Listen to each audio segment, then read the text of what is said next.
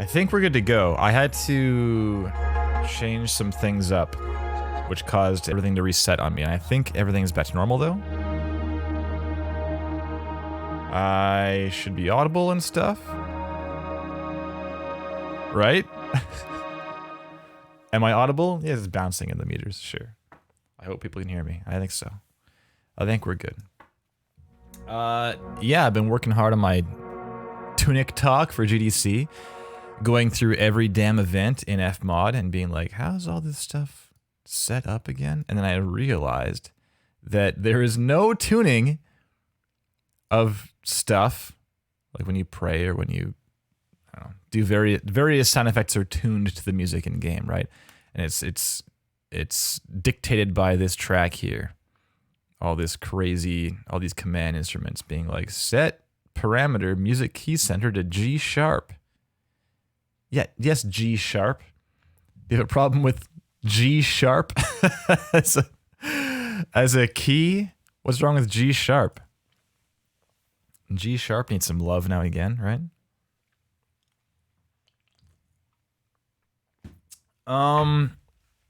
Okay.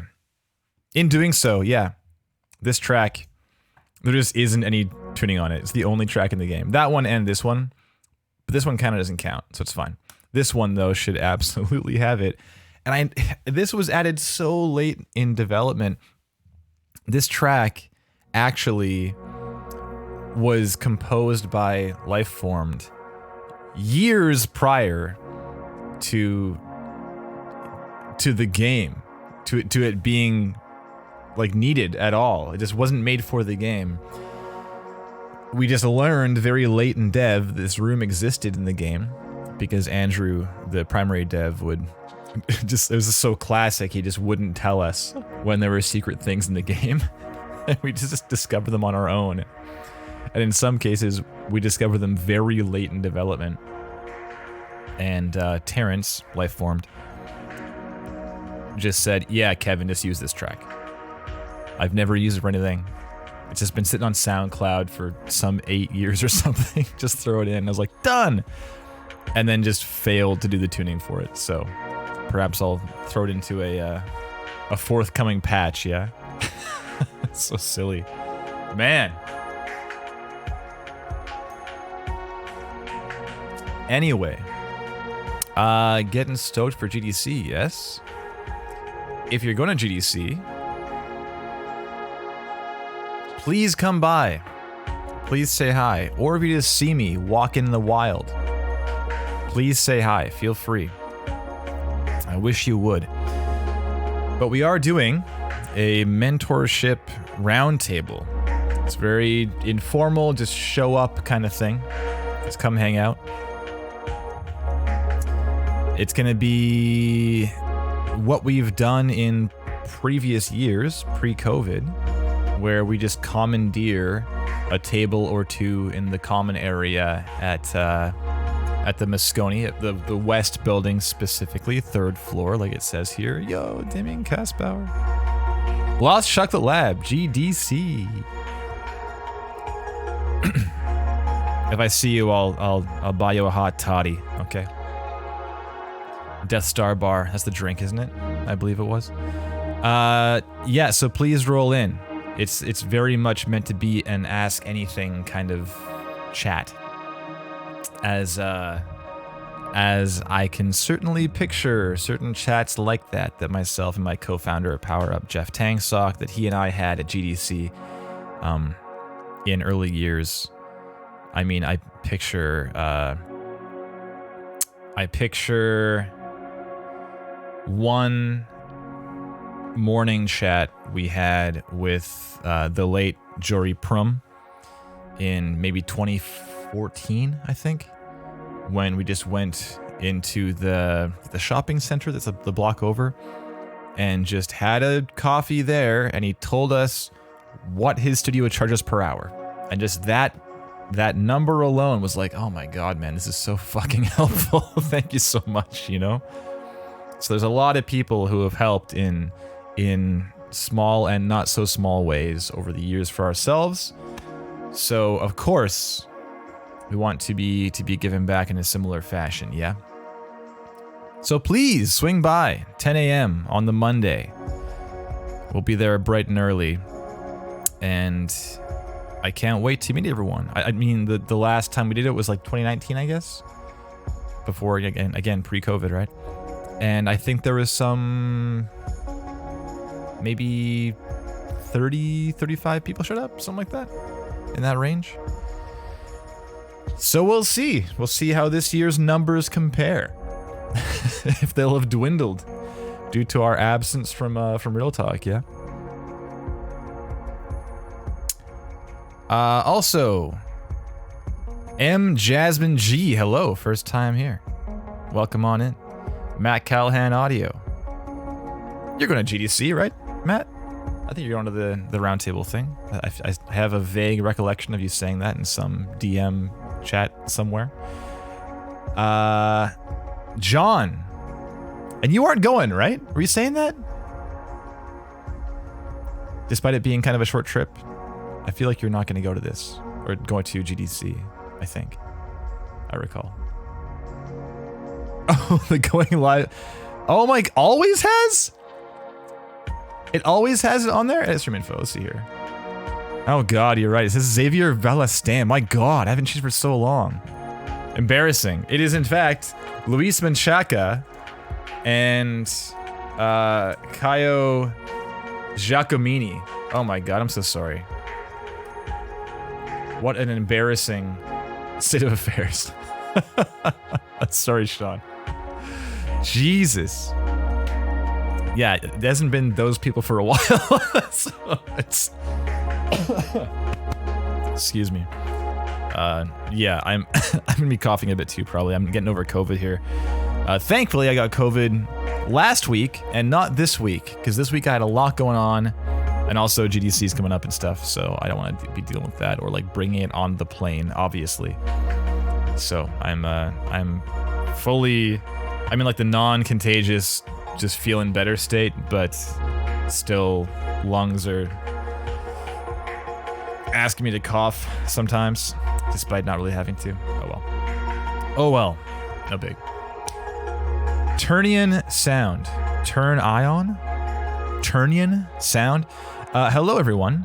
Stopping by to listen while rendering stems. Is there still a big backlog of reels for Real Talk? I can tell you.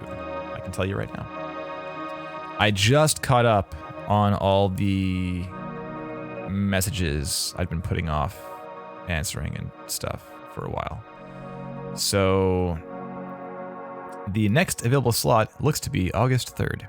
So yeah, there's always a backlog of a few months for sure. Just by default. Always. So in general, we recommend that, I mean, yeah, I don't know. Occasionally I'm like, should we just do it a little more often just to cut down the backlog a bit and, you know, before it goes back up again? I don't know. I don't know if it's worthwhile. But in general, yeah, feel free to submit now if you intend to be ready in like 5 months or 6 months or something like that. Feel free, please. Please feel free. Okay, so, yes, GDC, come on out, Monday, 10 a.m., please. I'll put the tweet in the chat just in case folks want to throw it in their calendar or whatever. Also, I'm doing a talk. Tunic talk. Here it is. Here it is, look at that. Join Kevin Regami of Power Up Audio in a detailed overview of the audio of Tunic. This session will cover establishing a creative direction early, using game design to inform audio decisions, methods used in sound effects design, and overcoming challenges in technical implementation. Kevin will break down and demonstrate how these methods could be used directly or as inspiration in your own game projects to further engage players. I hope. I hope that's what happens. It's coming along. Look at this. Here's a slide. A little sneak preview. This sure is a slide from my Tunic talk. All right, yeah, it's at 4 p.m. on the Thursday.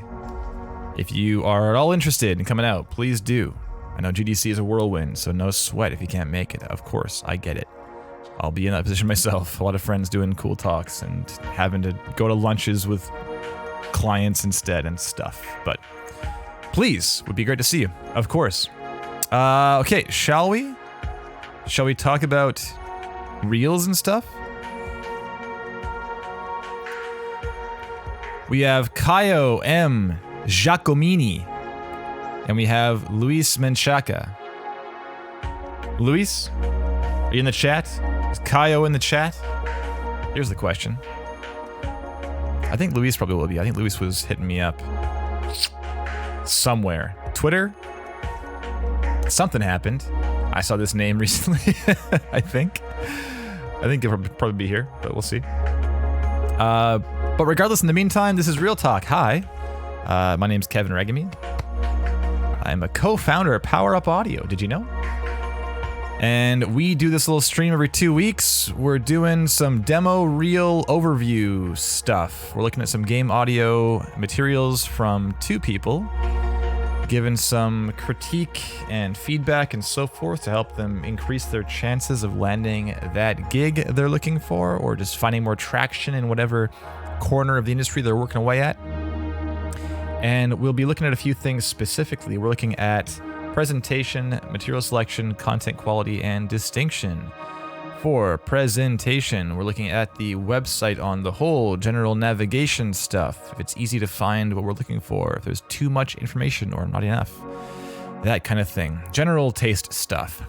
And then for the demo reel, things like how long it is, things like how it flows, the information therein, if there's too much or not enough, or how it's presented, that kind of thing. The bookends, splash screen, the contact info, all the stuff apart from the sound. Yes? The next thing down the list being material selection. We're looking at the pieces selected for the demo reel, or perhaps for the portfolio if one exists. Here's some things. And what those selections might suggest, just implicitly, about this person, their past work history, their current skill sets, their future goals, ambitions. Content quality. Just, is it good? Is there room to improve in terms of balance and panorama and frequency range and dynamics and dimension, or just keeping it interesting, whatever. There's various space to improve. I'm sure I will be happy to let you know what I think. And there's a lot of very talented folks in the chat too who are always very happy to share their opinions as well. Please do. And finally, distinction.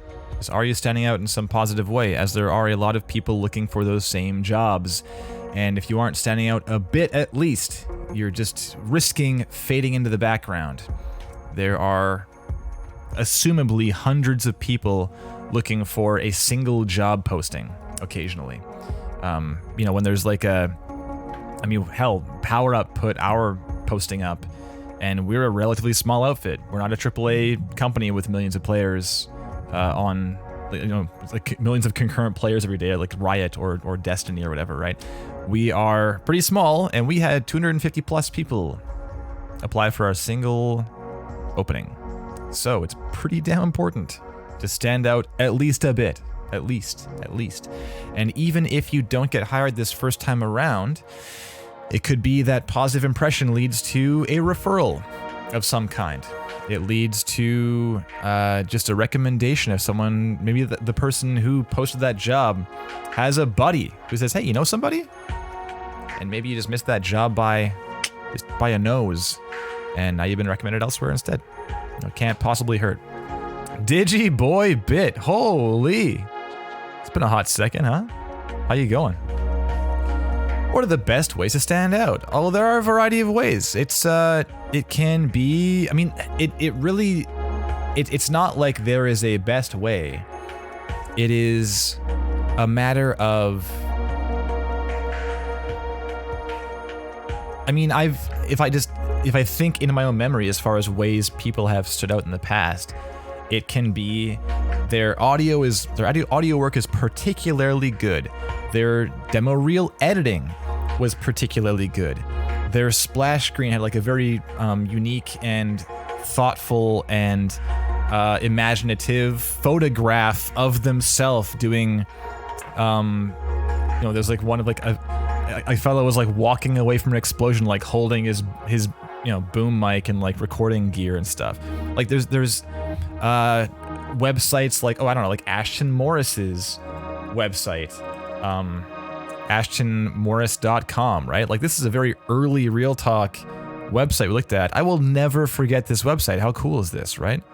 Like this one just stands out compared to, say, a wix.com default template or something. It's not that you aren't good if you use a wix.com template. It's just this one stands out more, right? We've heard nothing of Ashton compared to wix.com template person X that we're just making up right now, right? But regardless, I would probably be sold on Ashton immediately compared to that template, even without hearing the work. So it's kind of up to you. Like, how do you want to stand out? Just think something up. Excuse me. Yeah, this cough is gonna be here. It's gonna be coming and going all stream for sure. Love the jacket. Thanks a lot. It's newish. My wife's got me on denim now. This is who I am. This is now who I am. Okay. So. Oh, and Sean. What are the best ways to stand out? Watch Real Talk and take notes. I mean, I hope that's the case. Yes. We have some 150 plus, easily at this point, easily 150 plus people that have been on Real Talk and are now working full time. So there you go. Yeah. John, I'm bringing the coat. Don't worry. The coat is making an appearance. Worthwhile. Definitely. Okay, so Caio and or Luis, please make yourselves known in the chat. I'm gonna go ahead and go with Caio first, I believe, just because it's open and I haven't seen either of you in the chat, or at least I'm not sure I have. Maybe someone is. I just didn't realize. Mount West Music, is that one of you? Are you one of these people? I can't be sure. I can't be certain. Okay. Let's do. I'm gonna do Caio. Oh, you're not. You're just hanging out. You just said hello at an inopportune time. That's all. Also, Cujo Sound. Good to see you, pal. How you going? You've been announcing some new stuff, right? Haven't you? I thought I saw something recently from you on Twitter. Didn't I? Something that you've been working on forever. What the hell was it? It was PAX Day? Right? Isn't that it? Hot second. Cujo Sound, for those unaware, in the chat right now is Bjorn Jacobson. And yeah, this one here, Social Sandbox MMO. Been working on for a long time.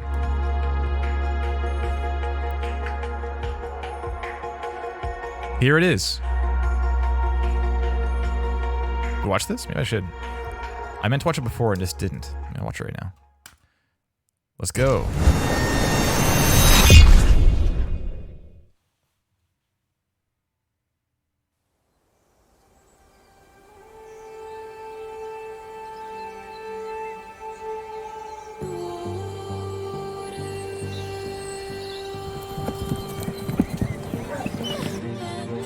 This is where we belong. Exploring this vast and wondrous world. Its treasures call out to be discovered. Its ancient secrets beckon us ever deeper into the unknown. The further we journey from the safety of the light, the greater the rewards and the dangers.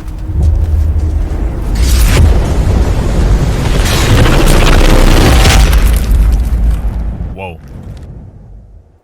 This world, it is for us. Here, together, we can build ourselves a home.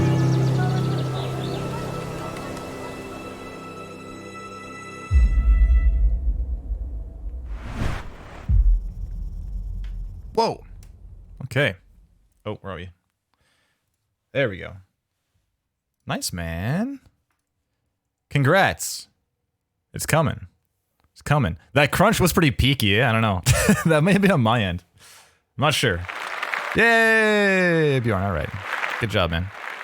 I was curious if you're working on stuff. I hadn't heard from you in a little while as far as things you've been doing, so good to know. Caio. Zoom in a bit. 150. Okay. Here we go. Caio M. Jiacomini. I think it's Caio. I'm pretty sure that's right. I'm saying that with such confidence. I hope that's accurate. Hopefully. Okay, front page. We got sound designer, sound design reel. Okay. Got a thing. How long is it? It's 1:16. Okay. We'll see if it's worthwhile. That extra 10 seconds. Audio plugins. I develop my own synthesis and DSP plugins. Nice. That's uncommon. Taco Panda, that's a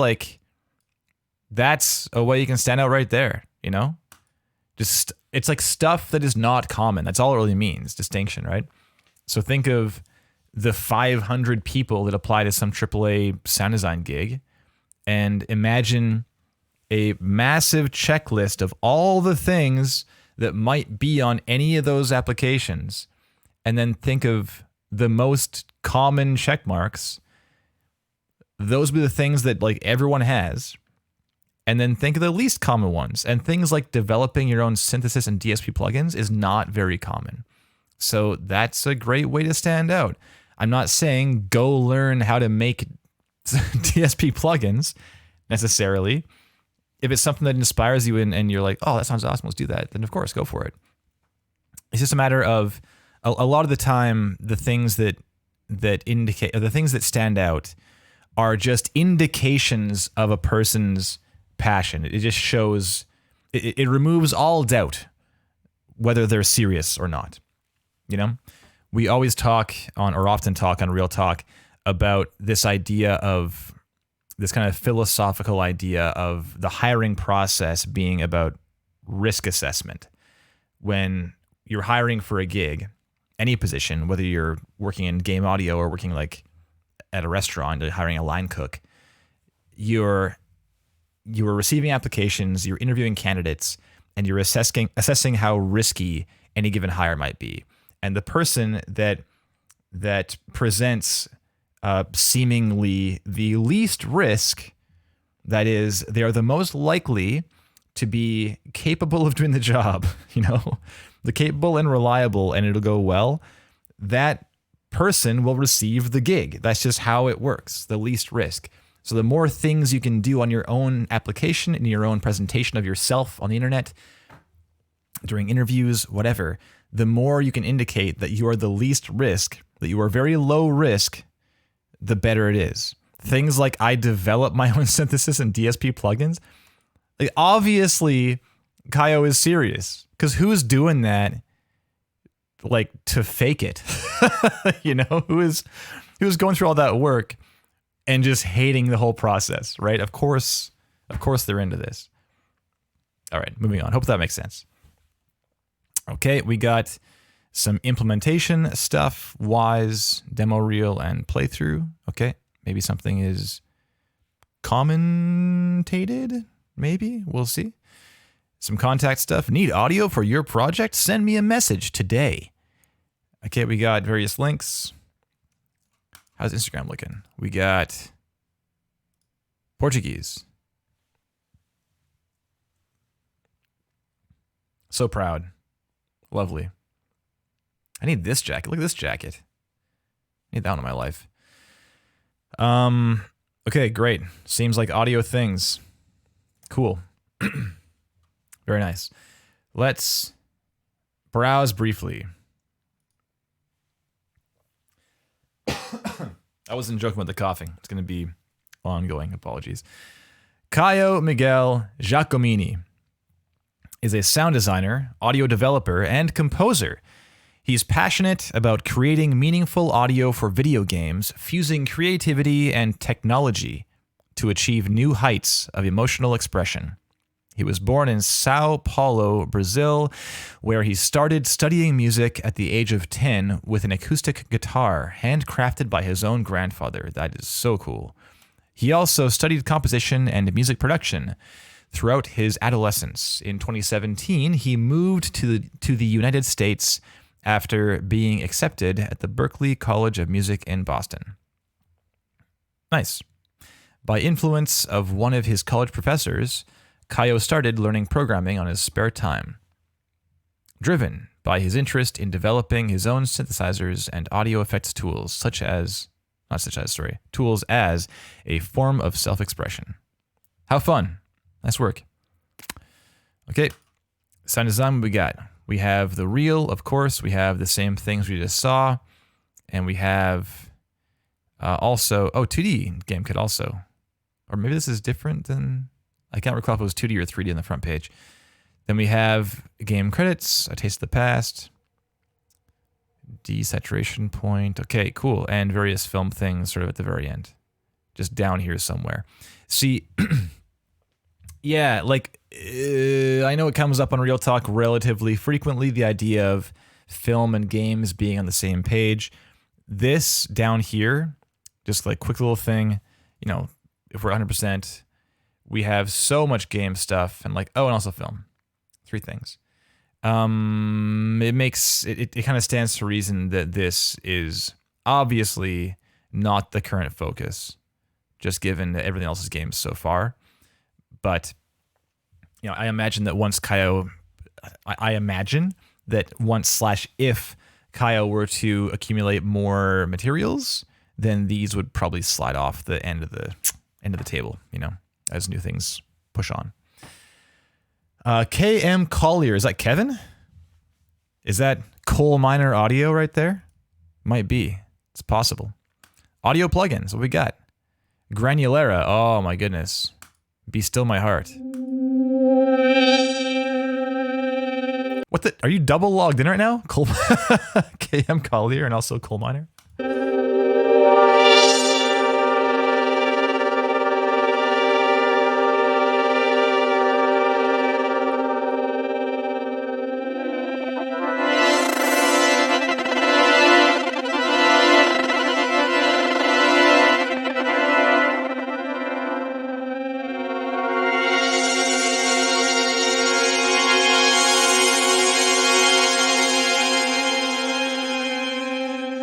I was going to say, Yanni, I love a good panic button on a synth. Love it. Always. Very important.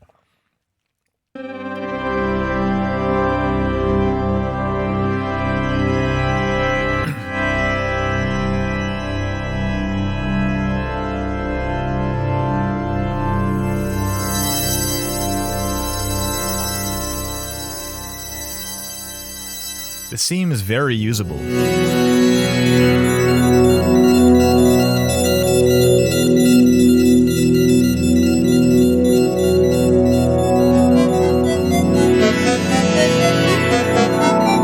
Sounds kind of Disaster Piece, you know? Like those sounds could be in Hyperlight Drifter for sure. Easy.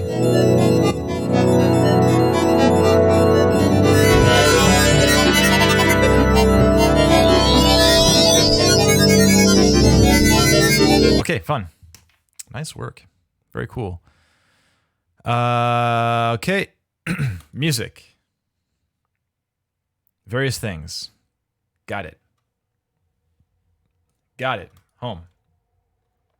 Okay, so I guess we'll... Yeah, it was 3D and 3D. So I guess we'll have a look. Benjamin's Prime. Late title card? We're going to find out. Or just no title card. Ooh, place your bets. Late or no, title card. Who's to say? All right, sidechains off. We're cranked up. Actually, I've realized I think I didn't actually get this thing going. I should do this too. Give me that mixer over here. Just in case. Okay, Mount West. I don't see you've worked on Unreal, so I think playing around with the blueprint would give yourself an extra edge. Yeah, we're gonna find out about that perhaps. We'll see. Maybe we'll glance at the implementation stuff. We'll see.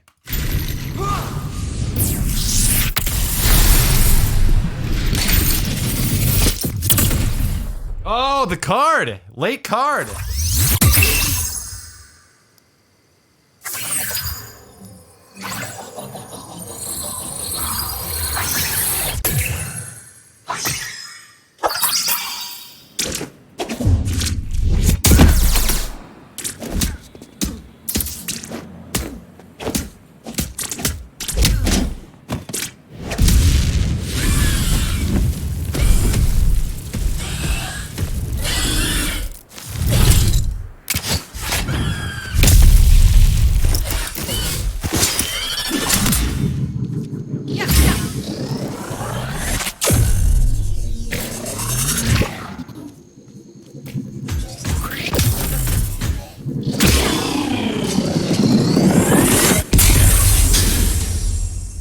That was fun.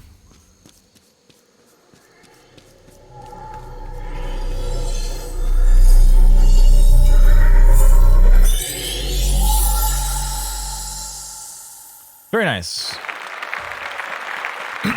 Very nice. That was one of the better sounding this I've heard. 3D Game Kit. One of the better ones for sure. Very, very nice. Natasha with the claps. There you go. Thank you for the claps, everyone. Thank you. Leading it off. Appreciate that. Okay. Late title card. How nice. How nice.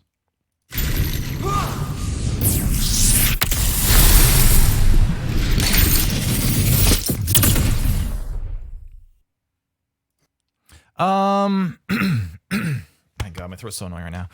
I was gonna read here. Punches one note. We'll get to that. Eclipsed, thank you. Settings calm. What's up, pal? I love how the story's being told in a lot of those. Okay, yeah. Hearing mids and highs, no base or beef. I'm not sure I agree with that, but we'll get to that too. Let's have a glance presentation-wise first. 117, did it feel long?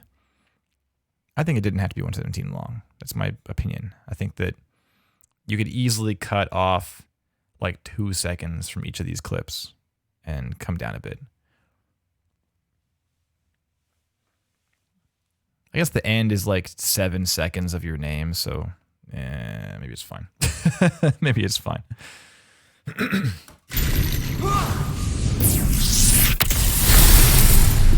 A big whoosh.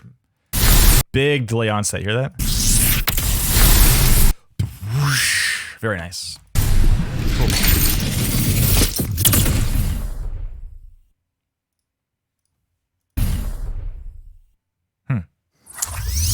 Okay, so we have late title card, cool with that. Moving on, we got some stuff down below here. Your name again is unusual.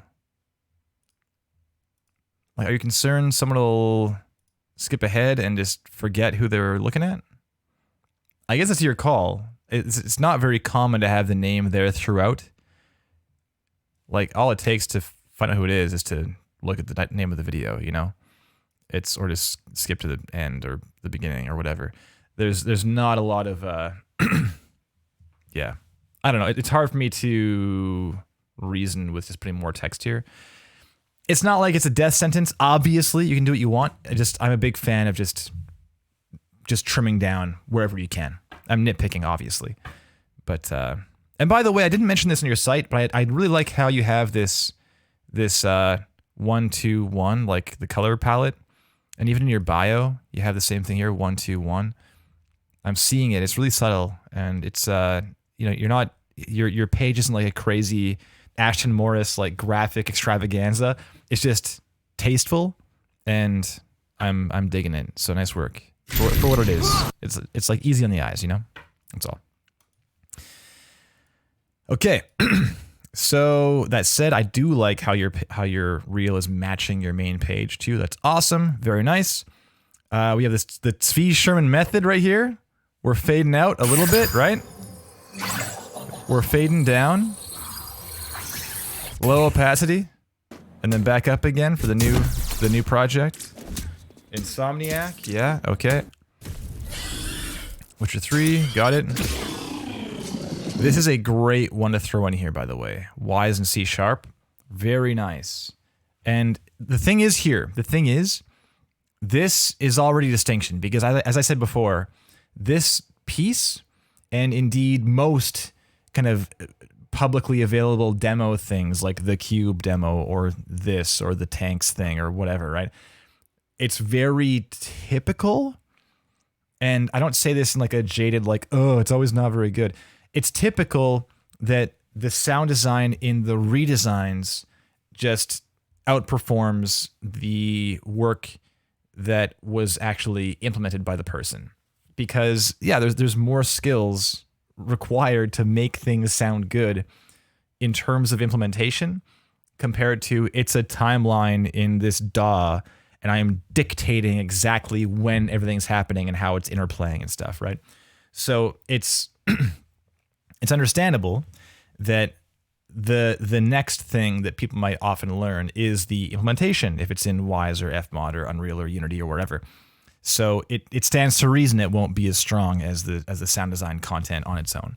So the fact that this sounds solid is really nice. Like, nice work. It's a breath of fresh air for sure. And the fact that you have the C sharp in there too is great. Like, I'm not a coder, so just having that there at all is gonna be a standout element in any reel. Absolutely.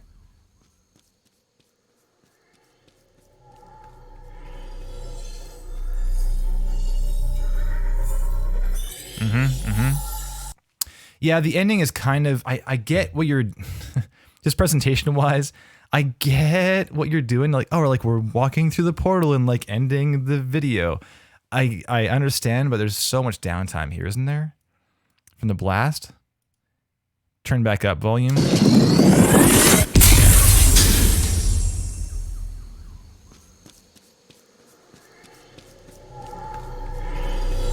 Yeah, maybe it's fine. I mean, it's like the story thing, right? It's like what Settings Con was saying. The story of it is nice. I always complain how people's clips are too standalone, so maybe it's fine. It's probably great, honestly. Kevin, settle down. Shut up. Just shut up. Okay, so let's talk about some material selection stuff real quick. So Hades is triple I as. You're probably not gonna take Darren's job. I think he has it covered for the most part, but regardless, showing the kind of things you're interested in, why not? League is a very AAA game. Spider-Man is a very AAA game. Witcher 3 is very AAA. So, and I saw in your, no, my mistake. Sorry, I was thinking something else. So it seems like it's the AAA gig you were vying for. Yeah. We'll just make that safe assumption, given everything here. So, interesting though, in your about, it says, or was it about or home? Oh yeah. For your project, this says freelance a little bit. So I'm curious though. This is the one thing that's kind of, like, I wouldn't say need audio for your project, the recruiter at Riot, you know? It just feels kind of sales pitchy as opposed to, hey, like, here's my work. What do you think? I'm awesome, right? Hire me. Up to you. Up to you, of course. So, I hate this bar, I'll hate it forever. Let's talk about some content stuff, yeah? Seems the chat was eager to. Hades, let's go.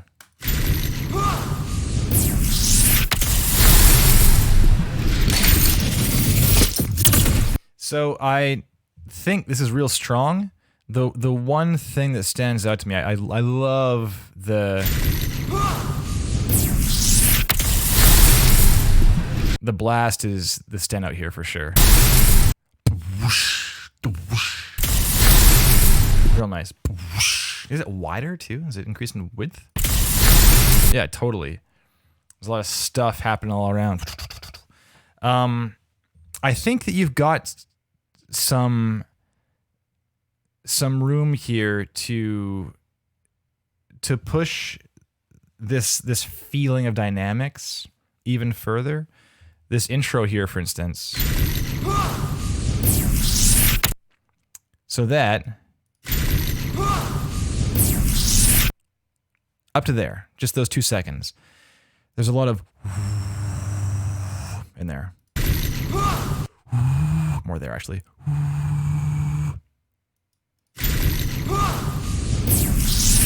You know? A lot of that in the background. And it's kind of stomping on the action a little bit. Maybe you could have that to establish in the first half second kind of thing, you know? But there's... You've got this evolution of the bolt forming and stuff. But I mean, if I killed off that stuff underneath, that and there's not much remaining.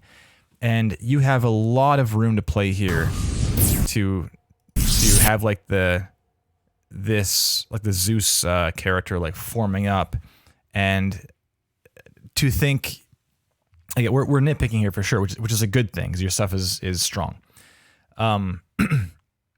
There's a lot of power that we want to get across here, and power is often delivered sonically through like stuff underneath, bass, right? Like bass stuff, low mids, all that stuff.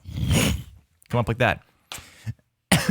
But if your bass and low mids are kind of already spoken for with this background ambience,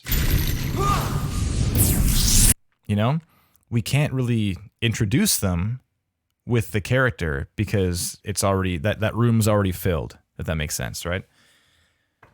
So you could establish it, and then maybe on the as we go like this, we can drop that off, or even like ramp it down into that up.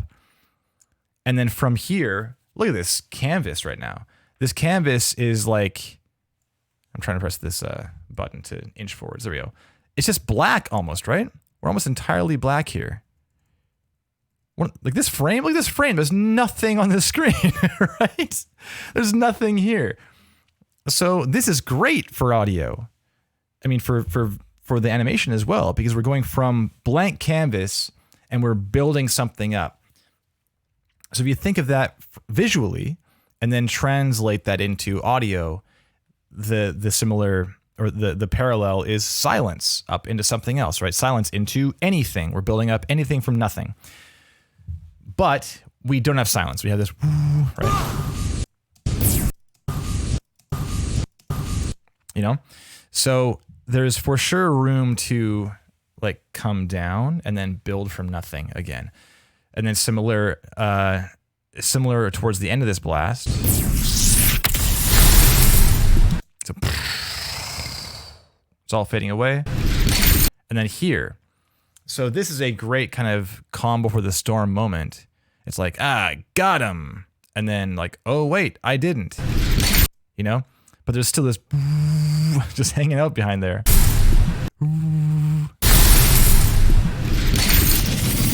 You know? So this is a great, again, we want to have this idea of like power, of danger, of whatever. And we have the levels are already bouncing, right? And now we have another thing. It's like, oh, a bit more now, as opposed to a lot more. So in this case, you might consider something like, well, perhaps we can drop off the sound more like rapidly. So we have that blast. And the thing is, I don't even know for sure if that drone is part of the blast. It sounds like it's kind of the same thing as the beginning. You know, I can hear that same layer. I can hear that frequency hanging out in there in both those positions.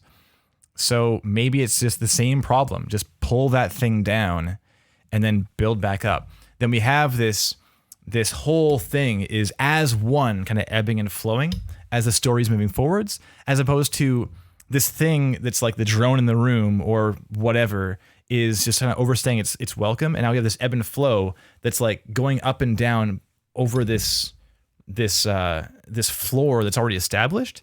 And now these valleys aren't really valleys anymore because you're like just hitting the bottom, going across and like back up again, right? So there's not as much dynamics from the top and the bottom.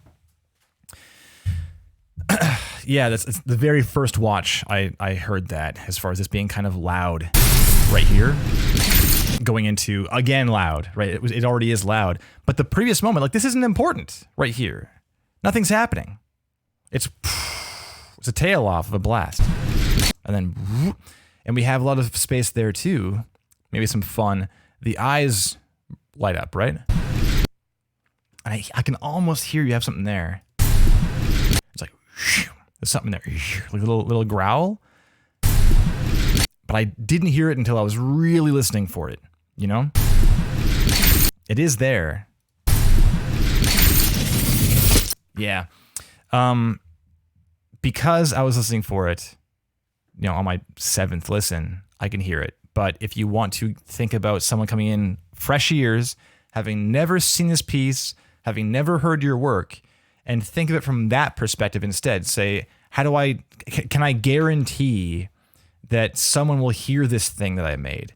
And how do I guarantee that? Well, you shine a freaking spotlight on it, right?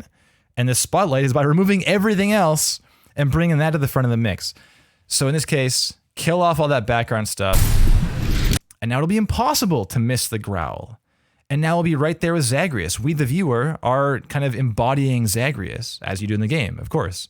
Because you hear this growl, and he's like, whoa, what? What is this? Oh no, I'm surprised. I heard a sound, right? There's a lot of room here to have a little more activity. I saw Yanni mentioning stuff in Panorama. In my opinion, it's a bit wide without much of a center image. They can have more detail or playing with the stereo space. Maybe it goes mono then back to wide for the explosion, for example. Yeah, for sure. It does go wide on the explosion. I think in general, there's definitely room to be more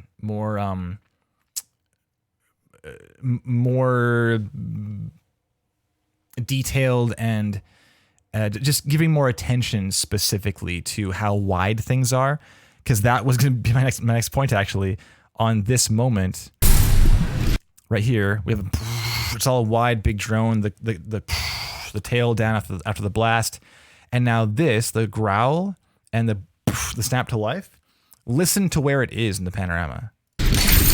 It's like there. It's all around us.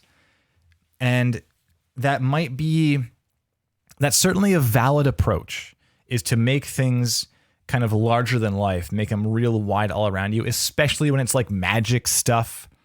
I mean, for all we know, hey, this is maybe a bad example, but let's say it's something like a magic spell being cast by a necromancer or something, and the necromancer's across the room. You can see they're way over there, but they're casting some bring in skeletons to life spell, classic necromancer move. And who is to say that if you were in that room, it wouldn't sound like it's all around you? Maybe it would. Who knows, right? In this case, there's some physicality to the sound design. And yeah, I'd kind of argue it's more in front of us in this case. You know?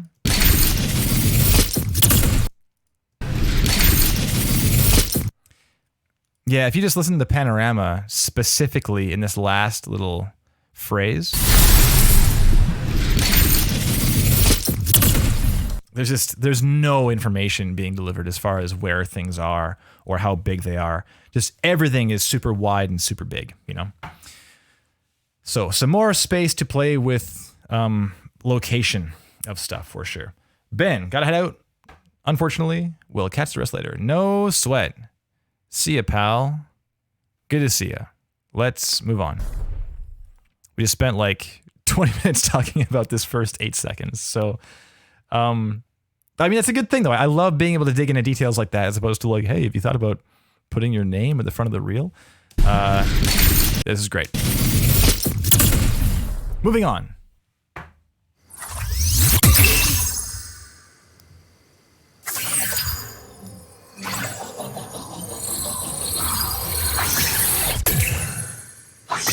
Fun.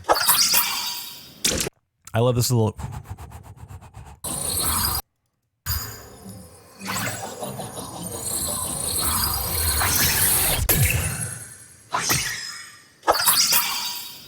How fun. I'm super not a League guy, so it's hard for me to comment this stuff. It always is. I'm like, yeah, sounds nice, cool.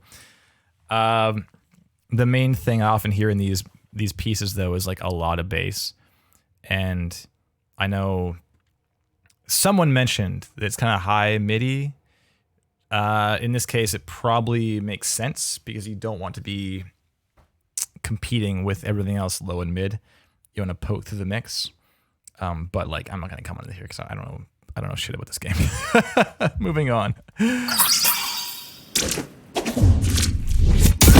Yeah, this is tricky, my friend. Because it's Spider-Man, you know? Whenever you have things like Spider-Man or like lightsabers or stuff for which there is an expectation of what it sounds like, there tends to be like this bias, conscious or otherwise. It could be just they don't even realize they're biased when they're watching this thing. I realize I'm biased for sure, but like that kind of like synthy, chirpy web thing just 100% is not working for me, and it's because I want to hear the thwip. You know, I want to hear the classic thwip. And the thing is, if you were working on this game, absolutely guaranteed there would be an expectation that this needs to sound like the thing that everyone knows already. If you are the biggest Spider-Man fan in the world and you download the Spider-Man game after purchasing it with your hard-earned cash money, and then it doesn't sound like the Spider-Man you've come to know and love, you might be disappointed, right? So in this case, while I usually push for, hey, you know what? Make sound redesigns all your own. Do your own thing. Show how you have your own voice, etc. There are certain examples, certain selections of work where it's kind of better to show that you can do what would be in the game, you know? So in this case, this is a little bit, it's not quite hitting the mark in that respect. And I think that would probably be the feedback if you gave this to someone at Insomniac. I'm relatively confident of this. It might be like if this was just some other random character, not Spider-Man, then like cool sound, you know? If that's what it sounds like, then great. But it's, unfortunately here it is Spider-Man, so.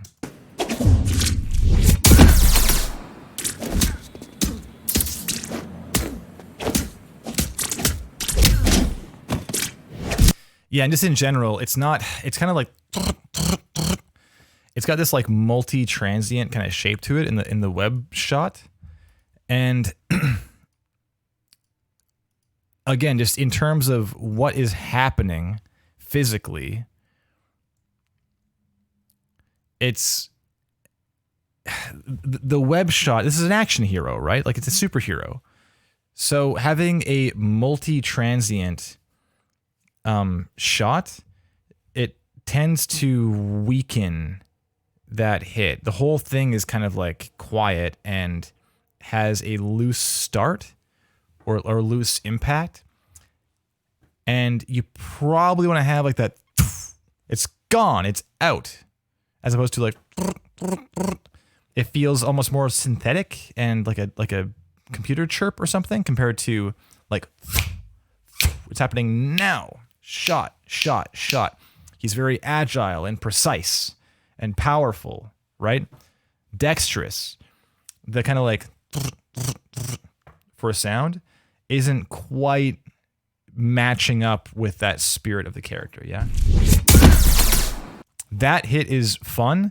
The other punches can probably stand to come up. Right now, your full range of like hardest, most exciting, intense hit is like up here. And the lightest one is like down here below the frame somewhere. You can probably stand to leave that one where it is, maybe even come up a little bit more, and like bring this one up significantly. So your dynamic range in combat is up here instead, yeah? And then you have other things out of combat, which are like down here and occupy that lower range of the dynamic spectrum. But for these like one-shot punches, they're kind of like buh. You know, there's room to bring them up a little more. Again, the goal here is to make the player feel powerful, make them kick ass and have fun, you know? Just like snappy, this, now this, now this, now this, now this. There's a lot of room for that for sure.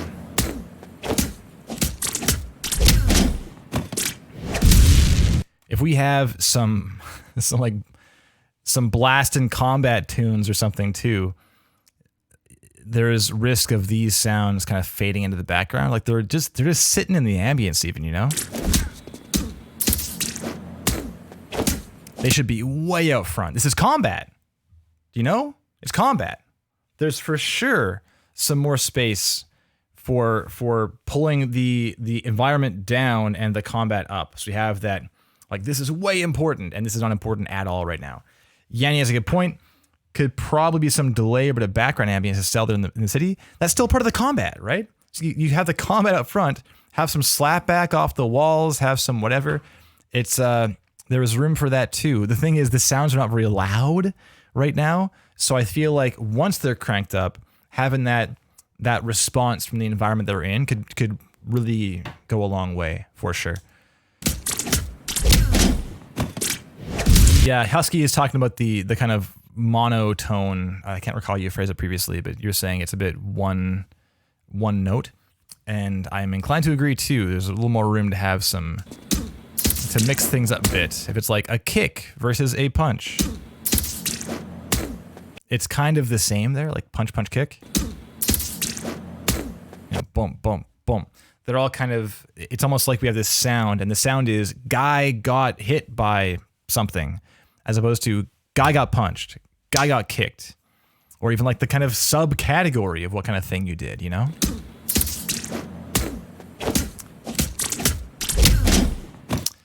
Like there, one kick versus two. Boom, kick to the face and drop kick, like the pull and both feet kick.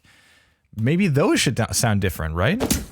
It's the kind of classic challenge of like, Caio, can you close your eyes and listen to the work you've done and tell precisely what's happening moment to moment in the combat? If you can, then like kick ass, well done, you know? It's you're telling a story here with these sound effects, and the idea of having different sounds tied to different actions can go a long way, definitely. Coverage is lovely. Just needs some more work on like differentiating different things to help actually support that story more specifically than just there was combat. Combat happened. You are selling that right now, but like what happened specifically? You know, was there throws? Was there grabs? Was there kicks? Was there punches? Goes a long way. Okay, Witcher 3.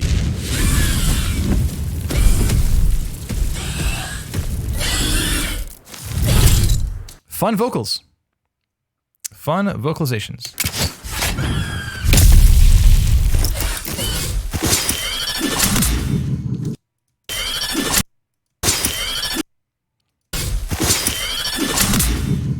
The flash into this is pretty crazy. I feel like you did that, right? I don't think that's in the Witcher trailer.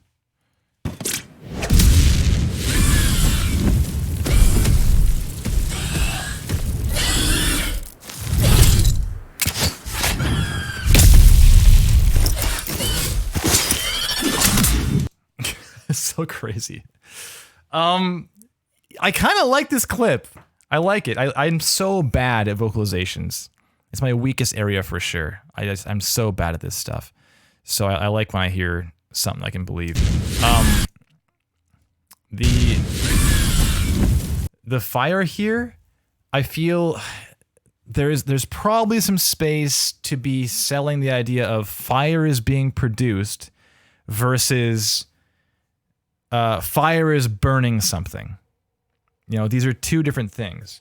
If our hero here is when fair, you know, fire is being produced in some respect. But this here, the point is that it's burning this poor creature, right?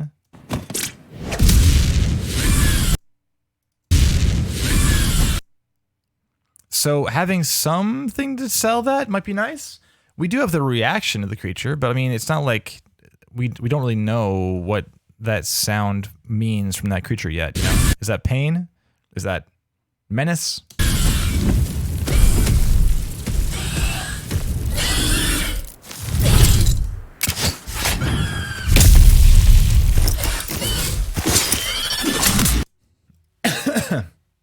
Hard to say. Yeah, the lady thing, Husky, I'm not too concerned about because it's the classic, you don't need to put vocalizations from humans in your demo reel. Voiceover is not really required, so I'm not as worried. But maybe something like it running, like the Foley running past. It's like kind of there.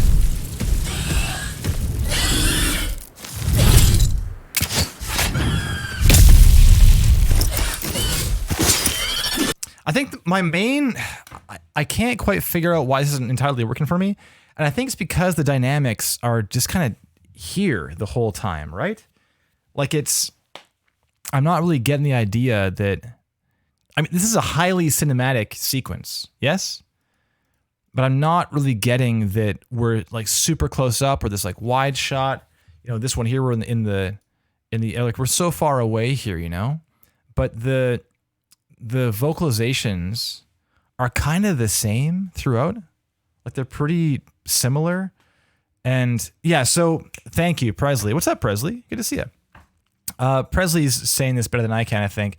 A lot of these vocals are very similar, and I feel like you have more room to play with a pitch. Yeah, exactly.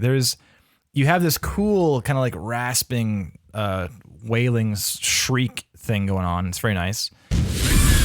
But maybe there's like more room to whimper, to like ruckle, to like have some guttural gasping. There's perhaps more here because the thing is, our goal is to support the story. And like we're saying, there are things happening here. It was like menace, attacking. Oh no, I'm in pain. Walking away. Get off me. This is annoying. I've had enough of you, guy. I'm out of here. I'm mad. Look how mad I am. See ya. Had enough of you. Forget you. And he's like, oh no, my plan. And down. So mad. So right there's a bit of change. That 1-2 is nice. But the rest is all pretty, like, screamy, you know?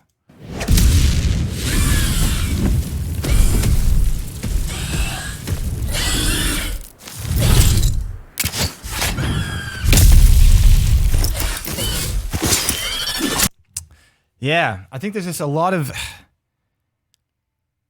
Whenever I tend to feel like I'm glazing over on a given sequence or in a mix or whatever, it's usually because the dynamic range is just like here and it's just moving, you know, as opposed to having that up and down to kind of like to bring me along for this ride.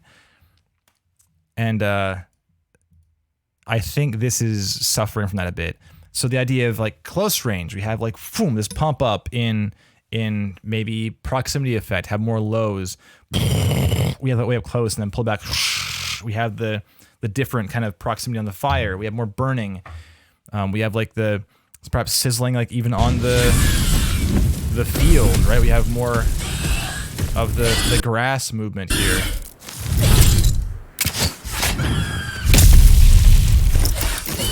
Like here it's a lot of, we have the boom from this distance, and up close, we have kind of the same beef, but maybe we're up closer, we'd have more of that tactility of the Foley against the grass and stuff. You know, all these tall grasses, the wheat, whatever this is. There's just more room to pull things up, pull things down based on the importance in the moment. Yeah. Yeah. Oh, and Tony says, if your source material doesn't have a lot of variation to it, and you don't know how to coax that out of them, maybe try the sources. Yeah, why not? Pull in some creaky doors, pitch them down. Or some balloon creaks, you know, rub your hand on a balloon.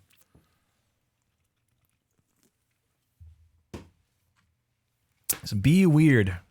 It's up to you. And I've talked about this a little bit, but it's good. It's great. Oh, so very nice. Excellent. Ship that sound. It's such a funny attack. It's like, aha! It's like, ooh. It falls out of his head.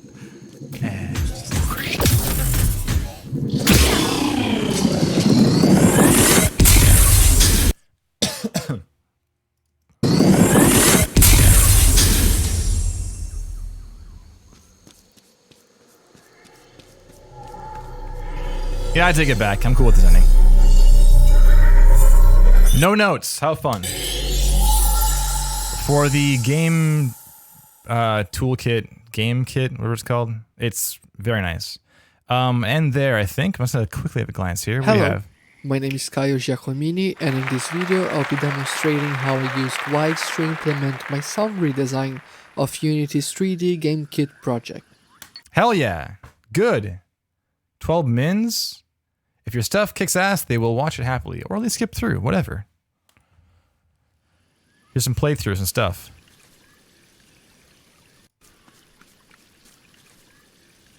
Very nice. How fun. Some gameplay things.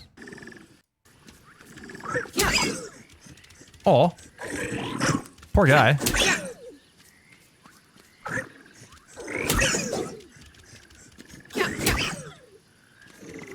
Yep.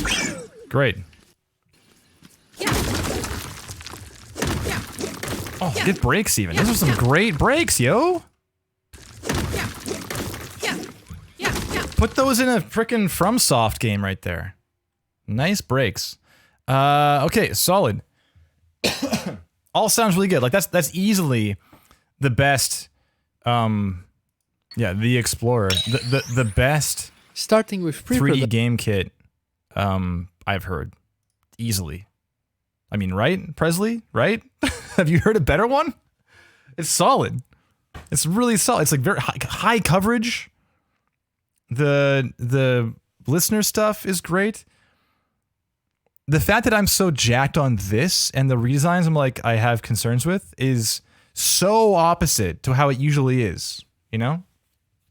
Oh no, and a documentation breakdown too. Yeah, check it out. production. The first thing I did was create an asset tracking spreadsheet. I compile a list of every sound I need to design and establish a naming convention, as well as specifics for the Issues deliverables tab. like the number of variations and channel Issues? count. I assigned a priority for each sound and created 3 columns, creating another sheet to define the pillars for my audio direction. I ended up settling on 3 pillars to guide my aesthetic decisions. Okay. Orderly, awe-inspiring, and pristine.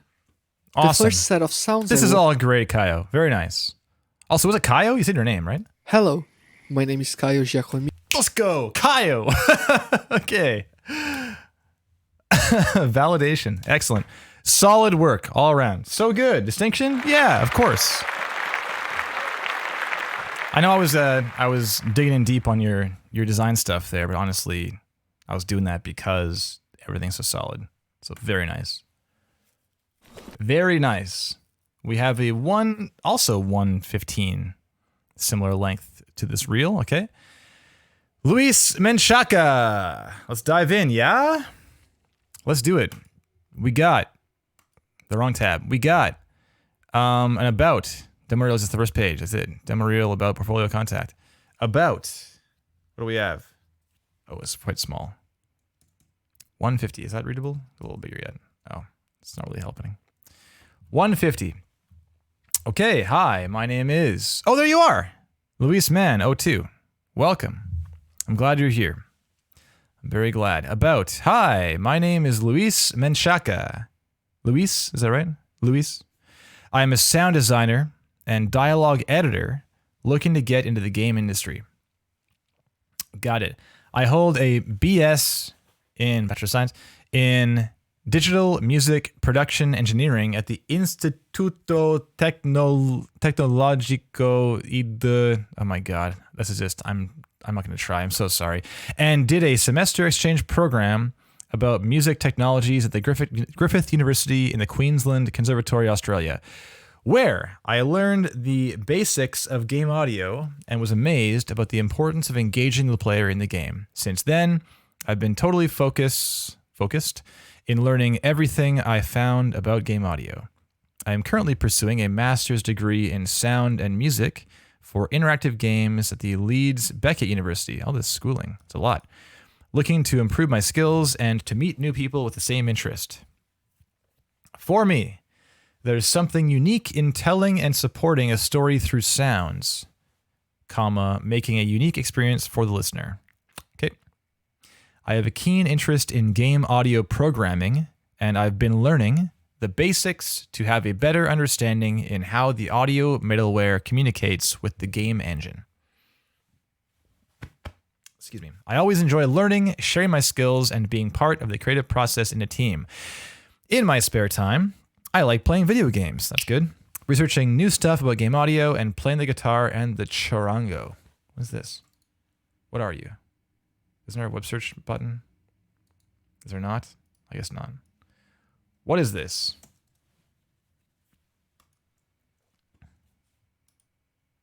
Okay. I've learned something. Bolivian charango. Got it. An Andean instrument. Okay, cool. Favorite games for sound? Last of Us 2. Yeah. Animal Crossing. Yeah.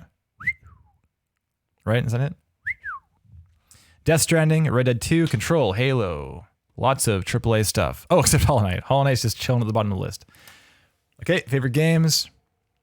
Hollow Knight, also chilling at the bottom of the list. Credits. Oh, so dialogue. Okay, I was confused for a second. So dialogue localization, recording editing.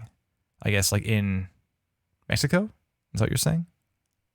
Did I miss that?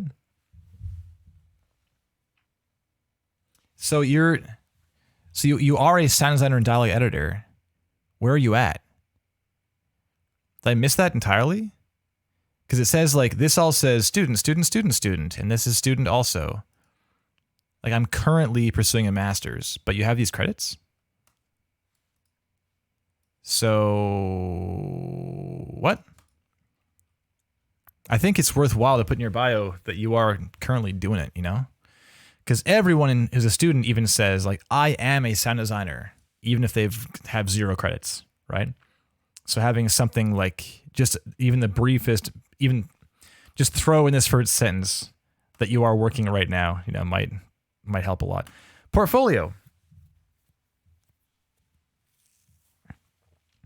What? Oh, they're links. I see. Audio, implementation, sound design, game jams. Okay, I'll click one. Here it is. Some things. Let's zoom out to see what this looks like. Zoom out. Okay, why is demo real? Fmod demo real.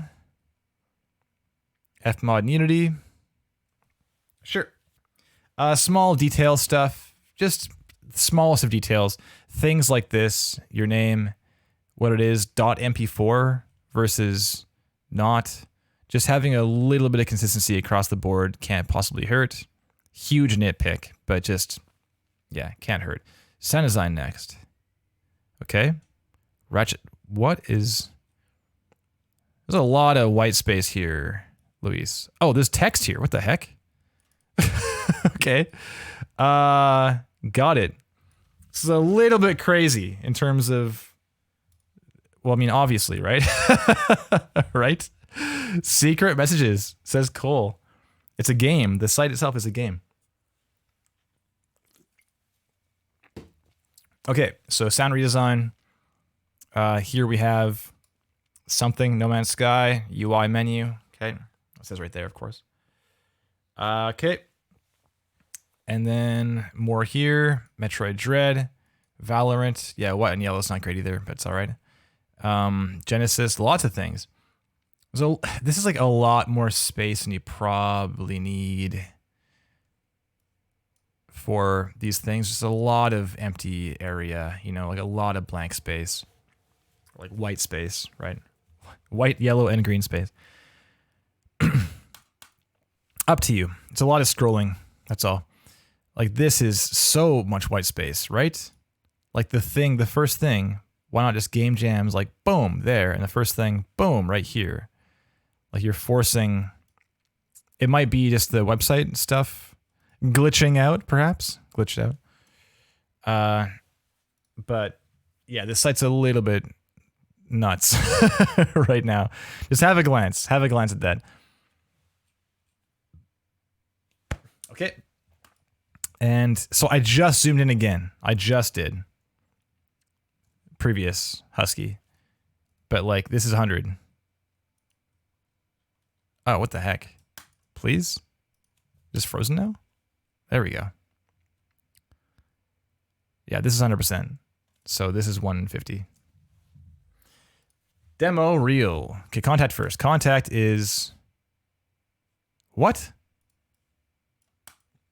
Oh, just your email? Is that all this is?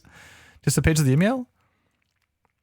Is there like a contact form or something? This is a little strange to have a full page for your contact. Yeah, there is definitely more room to... I mean, you could just put on your about, right? Like about me. And just here's my info. You know? It's really...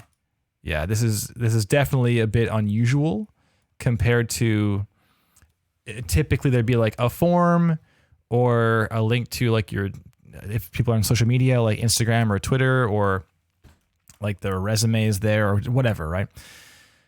There's options here. Also, the title is contact to for some reason.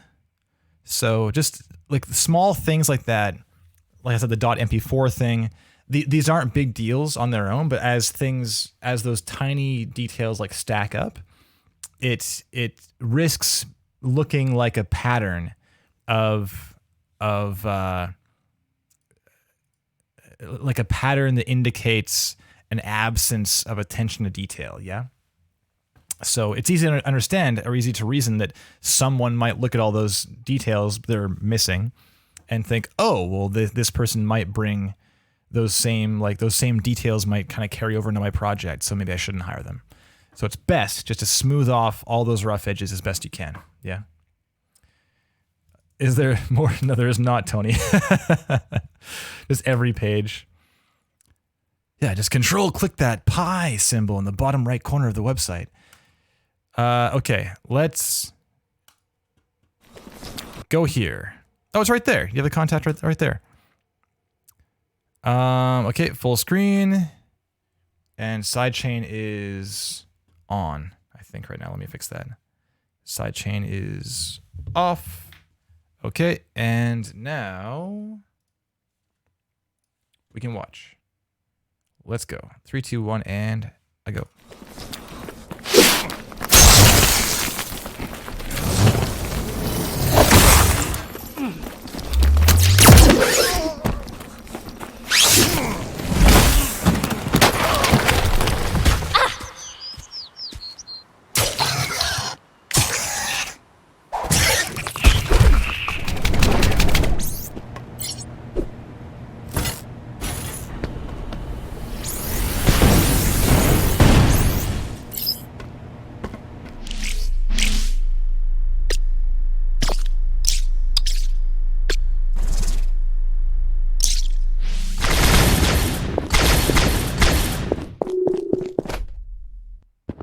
Whoa.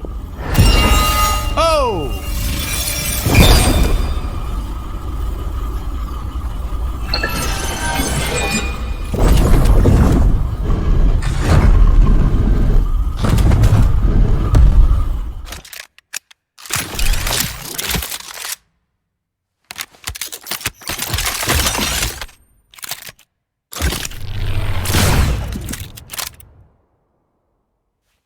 Cool. Cool. Nice, Luis. Nice stuff. Also, tunic redesign. I've never seen this door. I've never seen this door. I've never seen this door redesigned. Aren't doors fun to design? Doors are, by a wide margin, my absolute favorite thing to do sound design for. So much fun. So much fun. Okay, many things to discuss. Let's do it. We give Kevin most doors. Yeah, Cole's like, hey, this game has a door in it. Can you just do this door, please? Yeah, we'll do. I think in Darksiders Genesis, I did like one enemy, like one boss, and like this big ass door. That was the majority of my contributions to that game, sound design wise. Okay, let's go. Presentation wise first, it's like just bordering on long, but it's tolerable. I don't think it has to be this long, but I'm not sure what I cut out, honestly. I'm not sure. Because your stuff is so varied. Yeah, it's tolerable. It's all right. Okay. So transition-wise, there isn't much happening in terms of like from clip to clip. It just is a crossfade, right? Nothing to write home about. Kind of weird that this is like a smaller frame with the blackness around it, but okay. A little strange. You could easily just zoom it up. Why not, right? We have... Okay. Yeah, it's all fine. The lower thirds are kind of low. They're like low in the screen, right? Classic, it's interfering with UI stuff. Just throw it like here instead. A third up the screen. Can't hurt. I do like... You've got the... And this presentation is like fine. It's all right. White text, black background, opacity, good to go. And yeah, Luis, I can tell, Luis, you have this this goal of having implementation and sound design stuff in the reel. That's excellent. That's really good. Because your goal, of course, for your demo reel is to be like, hey, here's everything you need to know. If you only have a minute, this is tons of information. It's like everything I want you to know if all you have is 1 minute of time. Yes? So giving things like Wise in there and Fmod in there is a good choice for sure. Because no one is looking at this piece compared to your Death Stranding or Tunic or whatever and being like, oh, this is an indication of all they can do.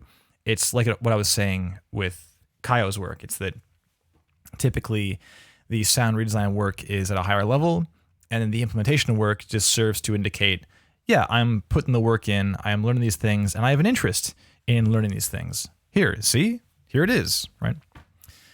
So that's great. In terms of project selection, this is across the board. So Death Stranding and Tunic are like super, super different games. Also, Tunic and this sci-fi weapon. You know, it's just these... Oh yeah, like No Man's Sky, Metroid Dread, these are all super different kinds of games and studios. But looking at your about, you know, we have these games here. It seems like you're big time into AAA stuff, yeah? It seems, I was looking here mostly. It seems like this is your bread and butter. So I might recommend that you tailor your reel to help communicate some of that. Like, what do you want to work on? You know? A common question is, oh, if I want to work on anything, what do I do for a reel? Well, it's less of thinking of it from an angle of what are you okay with working on, and more an angle of what does your audience probably hope to see, right?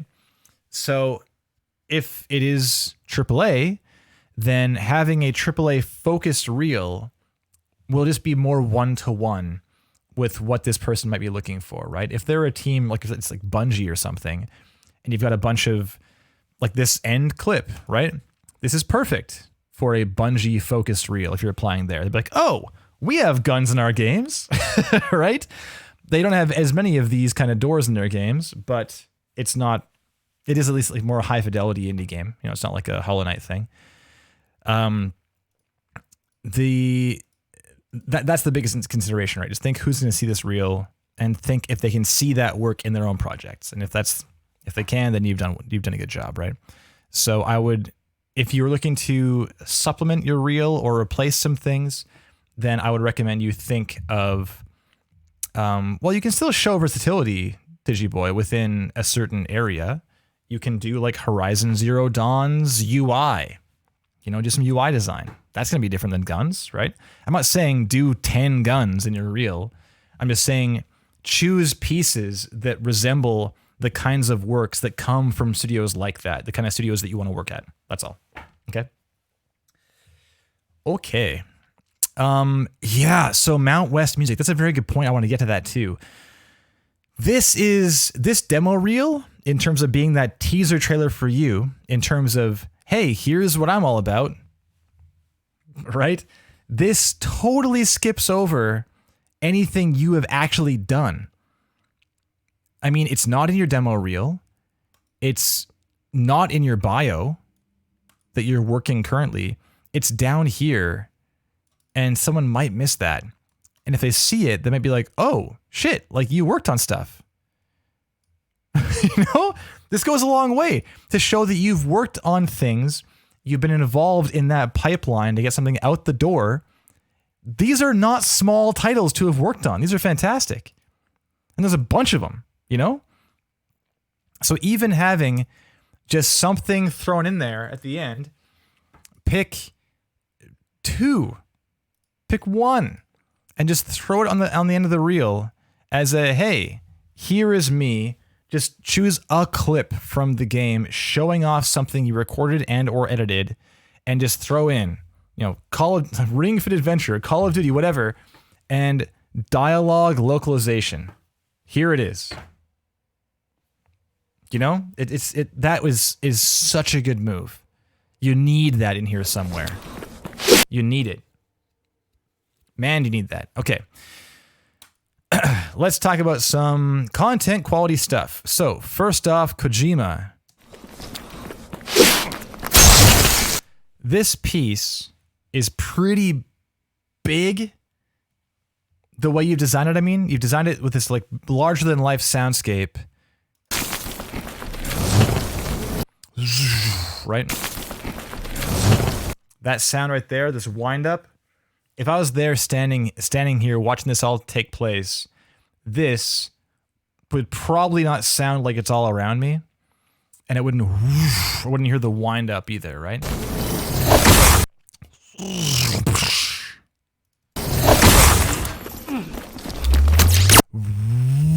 Something.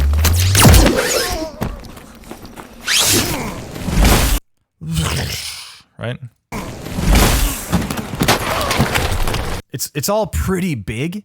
It's not all huge, but there are hero moments here and there that are pretty big. And for this project, it kind of moves into territory, like I was saying with Spider-Man, where you do want to bring your own feel to things, but there's also a risk of, okay, well, is this actually accurate to the work? So, because the thing with redesigns is it's a balance of, is this my own voice, my own kind of, if I was audio director on this project, versus am I trying to emulate what they did?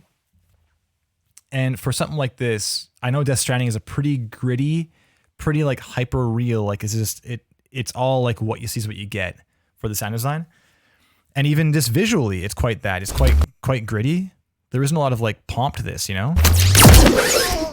Like guy falls down, and that's it. Throw a thing. It hits, and like a few sparks. It's gone. You know? So it's not like a big thing happening all around us. So I feel like there's room to like dial things back and go really into like the physicality of what's happening. This is my opinion, personally. If you want to say, you know what, I wanted to take I was thinking like, what would it be like if this is this like big, larger than life thing? Then by all means. But it did strike me as a bit, it struck me as being a disconnect from the source material a little bit. Yeah. Okay, Digiboy, wait up. If I got this reel and then I see credits like that, I would ask, why is the reel redesigns, not clips? Well, because the credits are for dialogue localization and not for sound design. Luis is vying to work as a sound designer in games to move from dialogue editing and so forth, recording editing, into sound design. So if I saw Ring Fit Adventure dialogue localization, I wouldn't be like, wait a second. I'd be like, oh, okay, got it. They worked on dialogue, but they want to do sound design. It'd be very, very clear to me, for sure. Moving on.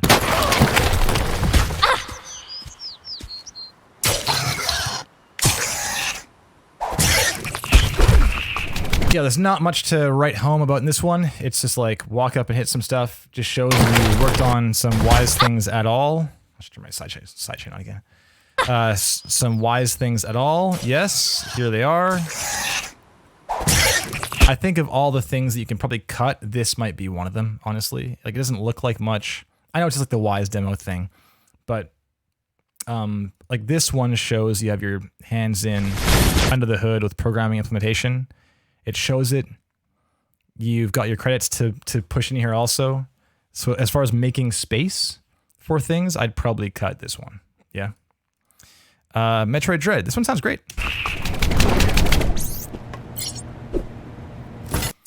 That I'm gonna nitpick. That jump is in stereo.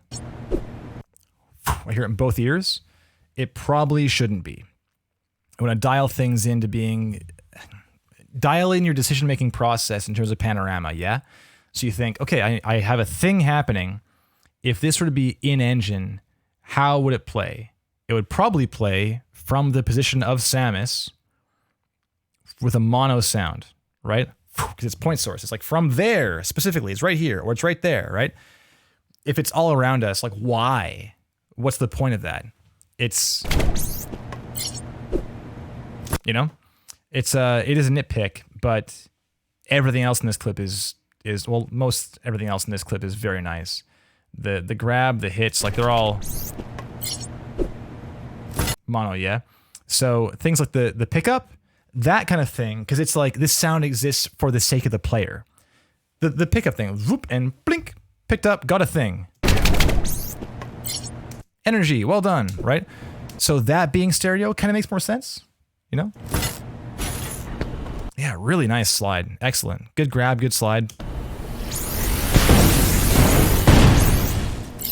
The shots there, I think being stereo makes some sense. You got the kind of reverb of the space. It might be, if you think of the center content, the mono content, and the stereo content, I might do this. You have more mono, like more point source, and less of the room. And I say that because if you have multiple of these things happening, say I shoot something to the left and then to the right, I would like to hear some differentiation for, like, I hit something to the left and I didn't hit something to the right. Maybe I missed. So being able to tell where things are happening can just help to better inform your player of what's happening in their game. In the end, we as game developers generally want our players to succeed. Like, you want to be on their side. So helping to illuminate the most relevant information and bring that to the front of the mix goes a long way. If you have just stereo explosions happening everywhere, it isn't as helpful. It's kind of helpful. Things are blowing up, sure, but it's not as helpful as also knowing where it's happening and like what the result was, yeah? So things like this explosion, it's kind of generalized, and I would have liked to hear a little more spatialization there, yeah? It's just kind of a blast, you know. And in fact, even maybe a little more. Yeah, the story of a shot here, it's like shot and hit, shot and hit, shot and hit, right? So being able to hear those moments back to back, shot hit, shot hit, shot hit, can go a long way too. And because the blasts are so broadband and so big and like long in duration too, the result is those shots are getting a bit hidden. The second and third, right? Yeah. Might be some room to have a little more, to bring those shots up, or like bring other things down. Make the blast fall off sooner to make space for it. In the end, like, the shot isn't as important because it's feedback. It's not information being delivered to the player. It's feedback. The player knows they press the button. Hearing the shot is just nice to have as that feedback. That's all.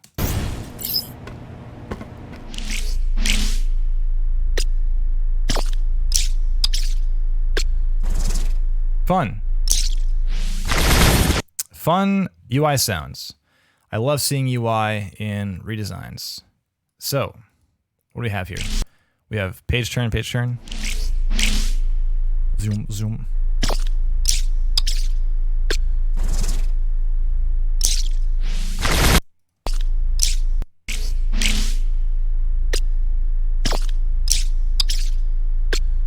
So there's some things in there. I'd be careful of high frequency stuff. It's all pretty safe. There's a few things that in this quick, 7-second clip, 10-second clip might not be a big deal, but heard over and over throughout a play session, throughout hours of play, different sittings, might become tiresome if they're too high frequency. So things like this, like that sound.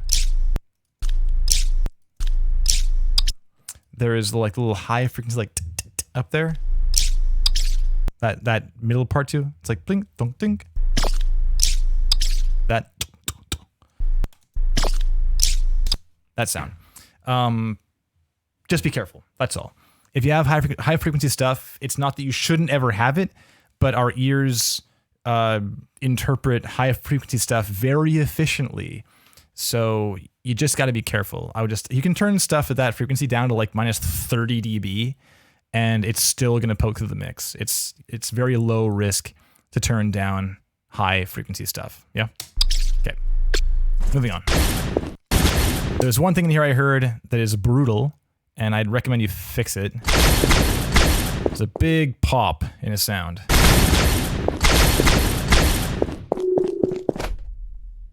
Right there. You hear it? There's a big pop, it's like boom. It was at the end of it. Are you hearing it? There's a low frequency something or other, some sub bass, some bassy thing is playing out, and it's not faded, so it's, and it's a guy working in dialogue. You know what that's all about. So just be aware, that kind of thing. Like my wife wouldn't hear that, but this reel is being heard exclusively by people who will hear that kind of thing. So just be aware of that, yeah. Just one of those details. Tunic! How fun! So I designed this stuff in the game. Thank you for redesigning it. How fun.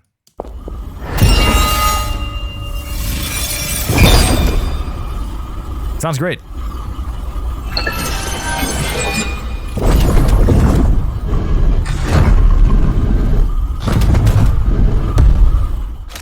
So one thing that I tried to approach this with is, Andrew did all these animations that just had like, they're multi-stage, like this, then this, then this, then this, right? It's just crazy. He has so much fun with these things. So if it's this like flash happens and it's like boom, boom, boom, then boom, boom, boom, right? 1, 2, 3, 1, 2, 3. And then out, and then crack, and then slide, and then rotate, and in, and then slide back, right? So the thing with this is that I tried to make each stage kind of have its own voice, like its own character almost. So even things like the slide out versus the slide in can be a bit different. It's like a 1 and a 2. It's kind of the same philosophy or same concept in terms of sound design when you have like a UI pane, like it slides in, or maybe even that No Man's Sky, like going left versus right for a page, having like, right, having that 1 and 2. It's not the same thing happening twice, like page turn. If we go more detailed, it's page turn right and page turn left. So in terms of a door, it's like slide out, slide in. And the slide here is kind of the same for the out and the in, right? It's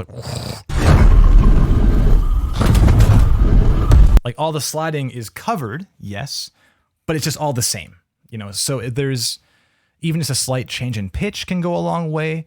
It ends up just keeping it more engaging over time because you're like, oh, look at this, and now this, and now this, and now this. It's like a new word added to the sentence over time.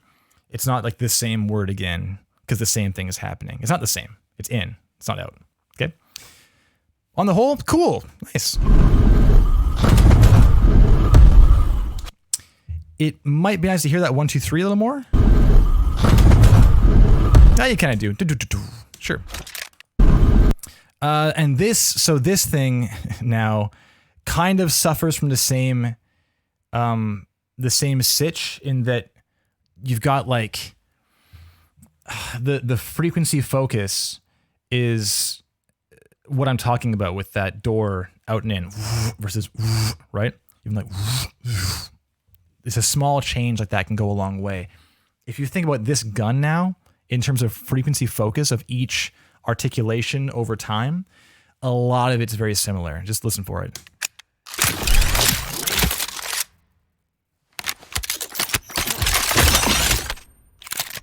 Right, it's a lot of it's all hanging out there. So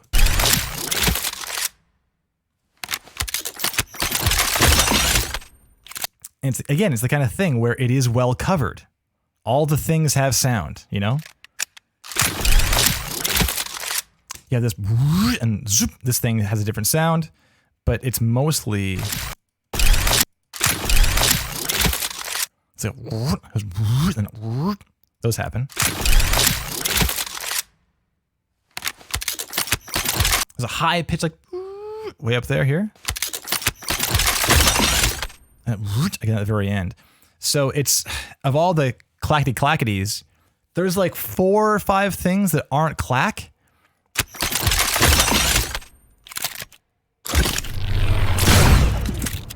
The shot is better.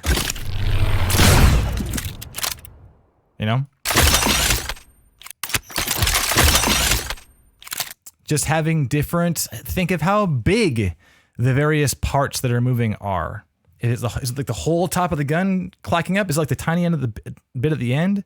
Like one little like screw popping out? There's a lot of room to think about, oh, well, maybe there's like a different kind of metal or like different scale of metal, like more tingy rather than like chunky. There's room to kind of further add character. Like each part of this weapon is almost its own character. You can think of it that way, you know? It's not that it's the same. It's like, oh, well, here's like a part of a gun and a part of a gun and a part of a gun and a part of a gun and a part of a gun, and they're all the same damn thing. Like they're not. These are different things, and just in terms of like 3D modeling, right? They are different.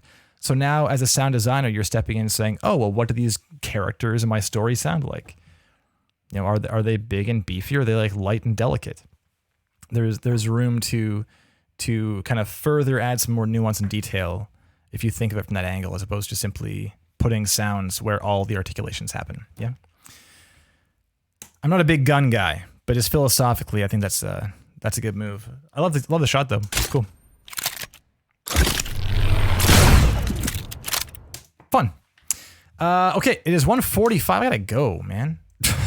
I gotta work on this talk. This talk needs more work. Again, thank you, Luis. Are you standing out in a positive way? Last thing, your website's a little bit crazy. I think in terms of how you present yourself, you could put some more work into making sure that we know that you've worked on things, you know? Put this stuff in there. This is huge. It's big. Include your credits. Make it more apparent. Talk yourself up, yeah? Okay. Otherwise, I'd love to see a V2 once your site is a bit less crazy and some details are just ironed out. But, I mean, yeah, you've got a lot of higher ability. For sure, you have that background. You have some solid sound design ideas. Just focusing your lens as far as where you want to work and just improving that presentation is going to go a long way. Yeah. Okay, thanks, man. Well done. Again, if you're at GDC, please come by Monday, 10 a.m., 3rd floor of Moscone West. Up here, we'll be commandeering some tables, doing that informal open book mentorship roundtable. Yes? So come on by, ask questions about whatever, contract terms, payment strategies, biz dev, how to be at GDC, whatever you want, yeah? And or just ask about how we did that thing in that game we worked on. Happy to share if we have some insight there too. So please come by. We'd love to meet you. It's myself and probably Cole, Craig, Natasha from our team. We'll be hanging out for a while at least. So please come by. We'd love to get a handshake in, okay? And as well, I'm doing that talk at GDC I'm doing, I promise I am, Tunic Talk. Here it is. It's on Thursday at 4 p.m. Room 3002. If your pass accommodates for it, please come on by. It's going to be fun. We're going to be talking about off-screen distance and screen space exposition. We're doing it. Okay. I'm going to throw on some of this again. And I will see you in 2 weeks post-GDC, yeah? No, I won't actually. I need to reschedule some stuff. 2 weeks is going to be... Oh, yeah, we're for some BAFTAs too. So I'll be in London, hopefully winning a BAFTA around this time. We'll see. It'll be around now. So if it happens at all, I guess. It's yet to be determined. But I need to reschedule some folks. I'll make sure I do that before I go. That'll be... oh man, Martin Huergo again got rescheduled already once. Martin Huergo and Andrea Baroni. Yeah, I'll get that dealt with. Okay, thanks everyone. I will see you in a while. Thanks a lot. See you.